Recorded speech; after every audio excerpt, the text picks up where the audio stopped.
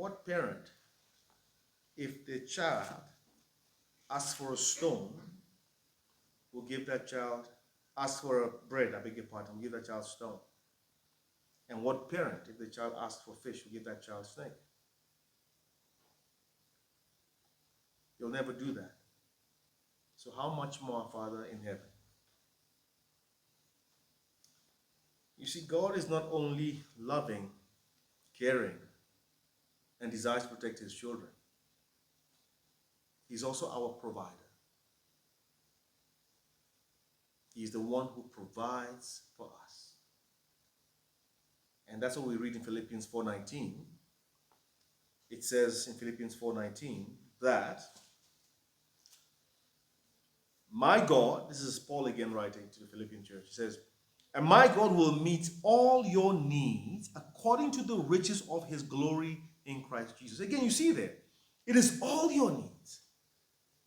My God will meet all your needs according to the riches of his glory in Christ Jesus. So my question is there a limit to the riches of the glory of God in Christ? No.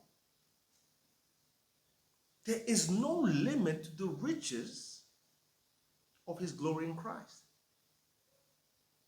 So Paul can confidently say here that my God will meet all your needs. God might not meet all our wants, but he will give us what we need according to his purpose and his plan for our lives. So God is not only a loving father, a caring father. He's not only our protector, he's also our provider. So this verse is telling us that God is more than able to meet all our needs. He's more than able to meet all our desires according to his will. And not only is God able to supply all our needs, Ephesians 3:20 tells us that he's able to do what? Exceedingly, abundantly, above anything. God can do exceedingly, abundantly, above anything that we ask or even think. Think about that for a second. We have a Father in heaven. We have a Father in heaven who is able to do exceedingly, abundantly, infinitely more than anything that you and I can ask for or think. To be a child of God is not a small thing. To carry that identity as a child of God is not a small thing. To call God your Father is not a small thing. And not only can he do more than we ask or think, God knows what we need even before we ask. Isn't that mind-blowing? God knows what you need. He knows what I need. In his omniscience, he knows all that we need, everything that we will ever need. He formed us in the womb of our mothers. He knew every single day of our lives before they unfolded. He knew every event that will unfold in our lives. Therefore, he knows everything that we will need, even before we know. And that's exactly what Christ says in Matthew 6, isn't it? In Matthew 6, verse 7, and Jesus said, he says, and when you pray, do not keep on babbling like pagans, for they think that they will be heard because of their many words. Verse 8, do not be like them. Why? For your Father in heaven knows what you need before you ask him.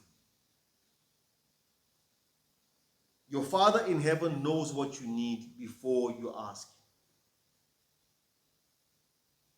God not only is our provider, he's not only able to supply all our needs, he's not only able to do infinitely more than what we ask or think, but he knows every single thing that we need even before we ask. And all of this points to nothing but the nature of God, the goodness of God, the love of God, the character of God. And God not only knows what we need, but he knows what is best for us. As a parent will do what is best for their children, our Father in heaven knows what is best for us, even more than we ourselves.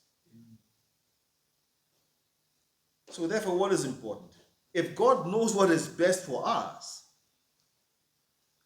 and if he's able to supply our needs even before we ask, what is important, therefore, is that we are able to ask according to the will of God. We must ask according to the will of God and surrender to the will of God.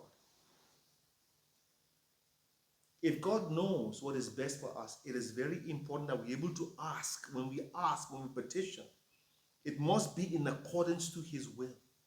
And we must surrender to his will. And what does 1 John 5 tell us about this? We must be able to ask according to the will of God and surrender to the will of God. It says this, 1 John chapter 5.